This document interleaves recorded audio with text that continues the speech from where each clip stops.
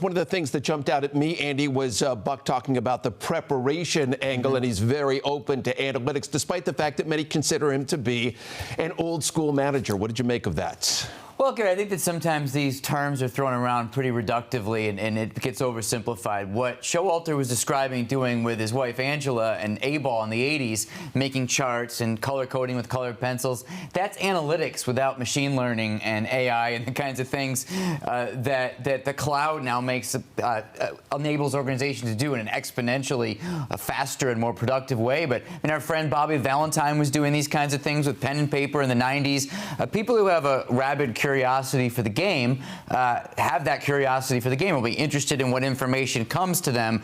The place that this will really be tested is inside a game. If Buck is asked to do or suggested to do a particular thing that go against his beliefs and what he should be doing, that's not, to me, analytics versus old school. That's just what he wants versus what maybe someone else in the organization would want in the conversation that could ensue there. But I think this whole old school, new school analytics scouting thing always gets divided up unnecessarily. Anthony, I'm interested to get your take on this, because Buck said one of his main jobs is to give the players what they need. As a former player, what did you take out of that? I loved it. Look, he talked about vulnerability, his vulnerability towards his players. Without using the word, it sounded like empathy, putting himself in their position, trying to understand what they're going through, giving them, as he said, the best opportunity to succeed, in so many words. And realistically, that is exactly what the description of a manager is. And that is exactly what, as a player, you always want to hear. I am here for you to do everything I can to put you in position to succeed, building those bridges of trust and allowing himself to be vulnerable gives the player the ability to feel like they can be vulnerable, speak in an open form, whatever it may be.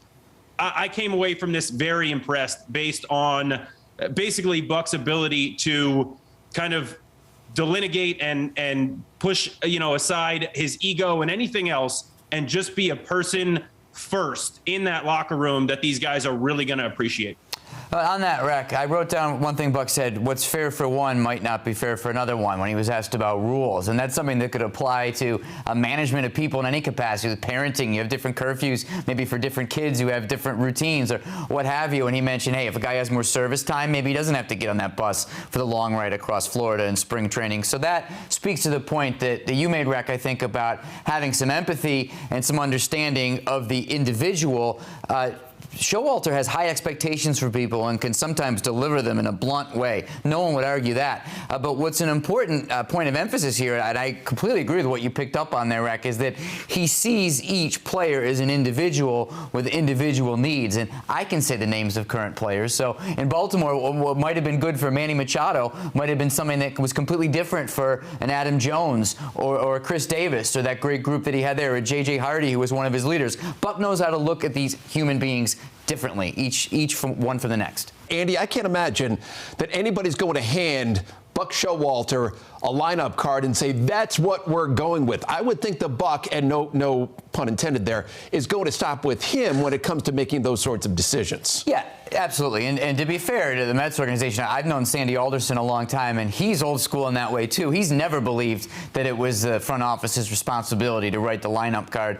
I don't think Showalter would be a guy to believe that. These kinds of things get maybe rightfully glossed over in any opening press conference. Isn't unique to today. Everyone's happy, everyone's collaborative, and these people are genuinely excited to work together. But once the season gets going, of course, you're going to have disagreements about lineups, strategies, defensive positioning, anything under the sun, and those conversations can be productive within an organization. But when you bring in a Buck Showalter, you're bringing in someone who's going to have strong opinions, who's going to have an openness to other people's information and opinions, but you didn't bring him in to be a shrinking violet. You brought him in for his knowledge and his gravitas and his sense of authority. So it's not as if he's going to be a guy who's told what to do. If they wanted that, they would have hired somebody 30 years younger and a lot less experienced.